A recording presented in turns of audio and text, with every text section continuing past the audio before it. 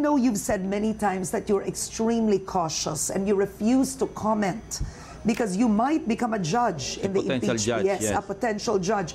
But this is a fair question. Do you think Sereno deserves her day in the impeachment court? Because you already have people who are saying, forget the impeachment court, do us all a favor, frankly, resign.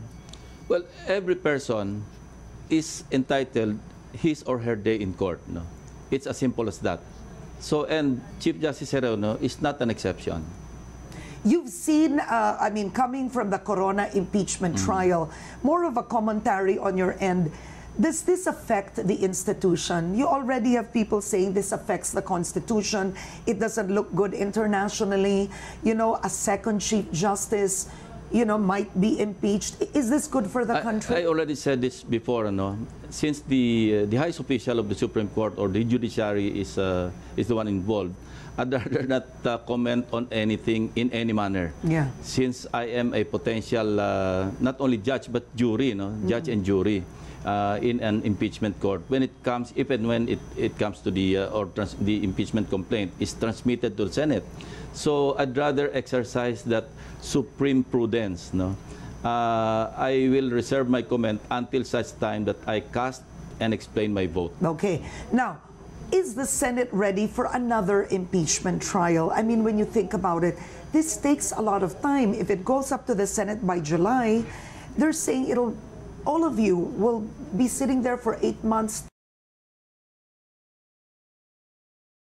Well, the question is, do we have a choice? No? Because it is a constitutional mandate. It's our constitutional duty to act as impeachment trial court judges if it comes to the Senate. Okay. All right. On another note, a warrant of arrest, am I correct, was issued against Andy Bautista? By the Senate. By the Senate, yes.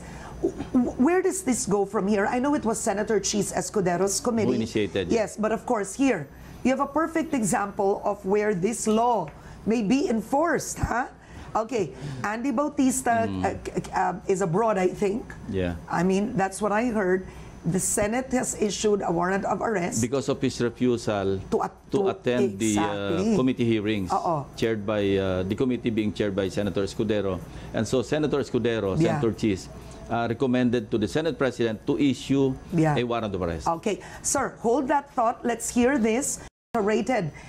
He might eventually become a judge if it reaches the Senate, so he will not answer any more questions regarding Chief Justice on leave, Maria Lourdes Sereno. Going back already now to the subpoena, the new law that you've authored, I've already asked you, you've already spoken about making sure that it's not open to abuse or there's not a lot of discretion. There are enough safeguards. There are enough safeguards. All right.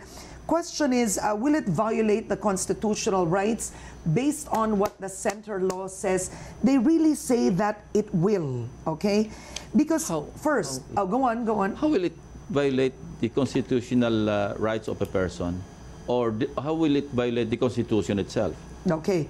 Well, number one, ideally, you have under RA 7438, they've said that the police officer can say you have the right to remain silent, of a competent and independent counsel, preferably of your own choice. If that is under the Miranda doctrine. When the policeman is already conducting the arrest. Okay. We're only talking here of the subpoena. Okay, if you are subpoenaed, I think their concern is when you're already in front of a police officer, he won't say you have the right to remain silent. No, he will be apprised of his rights before any statement is taken. The investigator is mandated constitutionally or by law to apprise the rights of a person before he gives his or her statement. Yeah. Okay. All right. If he is not apprised of his rights, then that is invalid. Okay. Wait, before I move on to that, there's an interesting one here. I missed this one, but I need to ask you. It was in our item a while ago, based on the CJ Sereno possible impeachment hearing. Is the news that former Senate President Juan Ponce Enrile volunteered to be part of the prosecution team. What do you think of that? What do you make of that? Well, should he do that? He is 94 years old. he used to be Senate President. He used to be presiding officer over an impeachment trial of the late Justice Corona. Well, qualification-wise, competence-wise, there's no question. Now, he being a member of the prosecution team, that should be decided by the whole prosecution team of the House of Representatives. Yeah, but what you're saying is, for you, it's all right. It's not. Some people might think you've already been a Senate President. Why do that? Maybe the issue being raised here is the propriety being a former Senate President with many colleagues, former colleagues in the Senate. Yeah, it could maybe influence he could the decision. Influence, but I assure you, Karen, as far as I'm concerned, and I can speak on behalf of the others, they cannot be, or we cannot be influenced by not even Senator or former Senate President Enrile. Will it matter to the senators that President Duterte is very popular?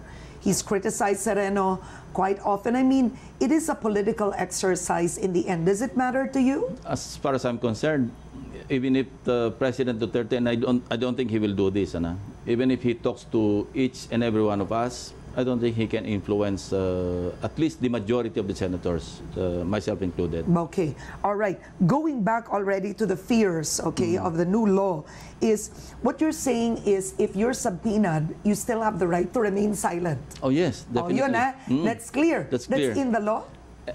No, that's in another law. Okay. That's in the Constitution itself. But then, the right against self-incrimination. But then you have a police officer saying, nandito ka na eh. Paano yun? Ma-invalidate yung effect ng kanyang sworn statement na kukunin do sa tao. Kapag kinuha yung sworn statement under duress, under intimidation, even under a promise of reward. Okay. Baliwala yun. Okay. Kasi nandun sa bandang huli ng sworn statement yun eh. Pinangakuan ka ba ng gantimpala o pabuya, ikaw ba'y tinakot? Nandun yun. Okay. And the person being assisted by a lawyer will definitely not sign a sworn statement that was taken under duress. Okay. Would you consider the subpoena as, does this comprise, this is from Central Law again, as a custodial investigation? What kind what would it be? How would you define it? A custodial investigation is if the person is being considered as a suspect.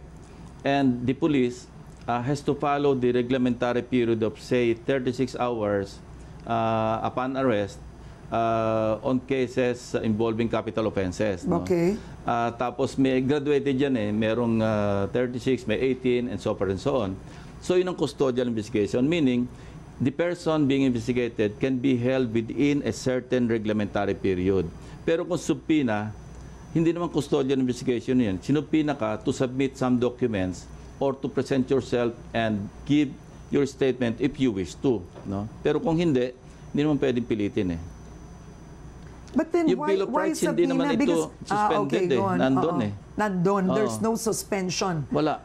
Okay, we're gonna take a quick break. We'll be right back with Senator Ping Lacson. Stay tuned. When it comes to changing the Constitution and the whole system of government. I'm for it. No? Okay.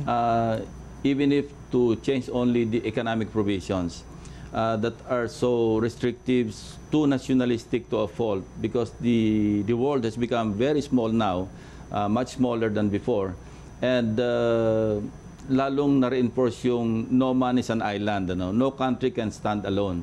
And if we retain the economic provisions, meaning the 60-40 arrangement between local and foreign investors, the ownership of real estate properties, ownership of public utilities. You want foreigners to own land? Yes, because that's a piece of property that they cannot bring to their country. Diba?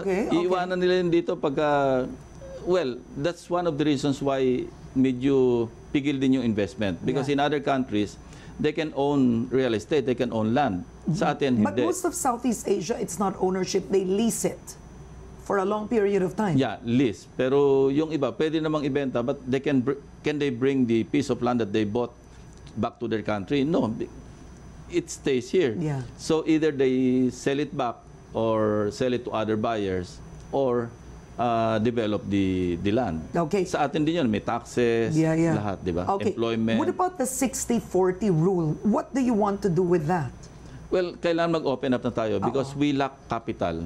No? Sa akin ito, no? I'm not sariling opinion based on my parang consultation then with some economic managers and some businessmen. No? They would favor to lift the 60-40 restriction. Tapos yung ownership of public utilities, pwedeng i-open up na rin natin because after all, nanonood na rin tayo ng BBC, nanonood na rin tayo ng Fox Live. Diba? What's the difference? Yeah, what's the difference? Wala naman tayong enough capital for, say, telco. Magkano kailangan mo initial? $10 billion? Sino rito yung single individual or single corporation while probably meron silang wherewithal to produce or to cough up the $10 billion? Sino yung willing to put the whole $10 billion in one business venture?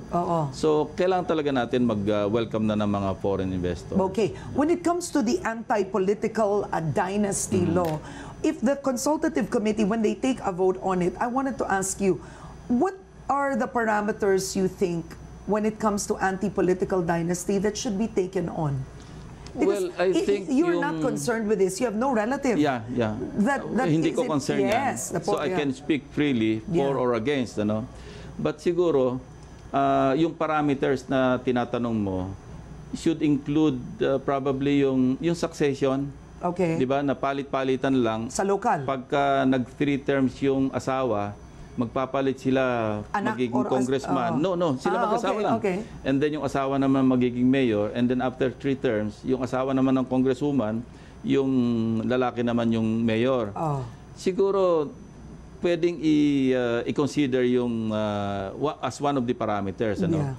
Not parang an out and out na pagka mag-anak ka, hindi ka na pwede. Because that will also deny the electorate or the Filipino people to choose kung sino yung leaders na gusto nila.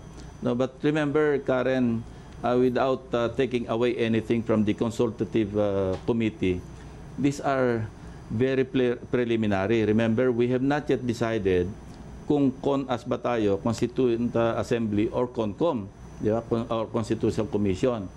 So, nagdi-deliberate pa ngayon sa Senate under the Committee of Senator Kiko kung ano ba yung mode to change the charter. What do you think should be the mode?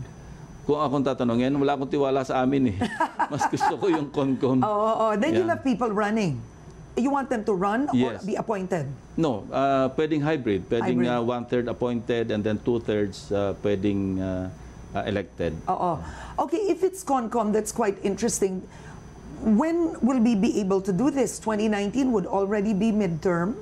Yeah, anytime na ma-mandate sa law, if a law is indeed passed to this effect, pwede naman mag-hold ng election for the CONCOM or the Constitutional Convention delegates. But do you think there will be major changes? Because as it is, what shocked everyone was the consultative committee actually voted to keep the system presidential, to keep both houses intact. So you're not seeing a major change. No, federalism yung ano nila, yung objective actually is federalism. But then they want to keep the presidential, the CONCOM. This one, they've already said they voted to keep presidential. They voted to keep both houses intact. So, but still up to the Constitutional Convention delegates or the both houses of Congress, kung sakaling Constituent Assembly, to decide on that. These are recommendatory. Ito parang guidepost lang ito na parang ito yung parang working draft. No, sabihin natin parang working draft which we may, in case of a Constituent Assembly, we may adopt or disregard, we may adopt in whole or in parts. Ano? Okay. You've actually called for a Constituent Assembly when House Speaker said, we'll vote without the Senate. Okay. We'll vote without the Senate. Basically, we're a bicameral system. Even in the passage of a simple legislation, kaya nga mayroong bicameral conference. So how would you do it? Take us through the process. Will both houses wait for the result of the CONCOM? I filed a resolution, Karen. Ang resolution ko is for the House of Representatives to introduce their amendments, the Senate to introduce our amendments, and then we reconcile. But along the way, para naman hindi masyadong malaki yung gap ng mga disagreeing provisions, along the way, we can back channel naman na ito yung mga pwede nating galawin, ito yung revision ba ito or amendment ito, yung ganon. Yeah, but if you're already going to meet and discuss amendments, it would mean you don't need a CONCOM. You understand? Because you're already... We're not yet there. No? Okay. These are just resolutions filed in the Senate. But there are also resolutions filed calling for CONCOM. Or is it fair to say that if it's economic provisions, both houses can already discuss? If it's a change in the form of government, that's when you want a CONCOM. Yung political provisions ang contentious dito. Because this is where selfish and vested interests will come in. All right, you're a senator. My last question is till 2022. Yes. Right? It's your last term. Is this your last term? No, this my first term. Again? Yeah, again. Yeah. Okay. So I was going to ask you if you plan to run for higher office, because there is a sector that says. Well, first we do not even know what form of government we will have after 2022, no? And it's only 2018. No? In fact, first quarter of 2018. So we should not talk about elections. We should talk about the 2019 elections. Okay, but are you for having a prime minister? I don't think we are politically mature enough to have a parliamentary form of government. Why? Because we'll only be dealing, or whoever the interest groups, whoever they are, maybe businessmen, tycoons, or whoever they are, may just, deal with a group of legislators, the members of the parliament, and because necessarily they will be the one to select the prime minister. So, and you don't trust them again. Parang naitsapwera mo na yung popular vote, yung tao.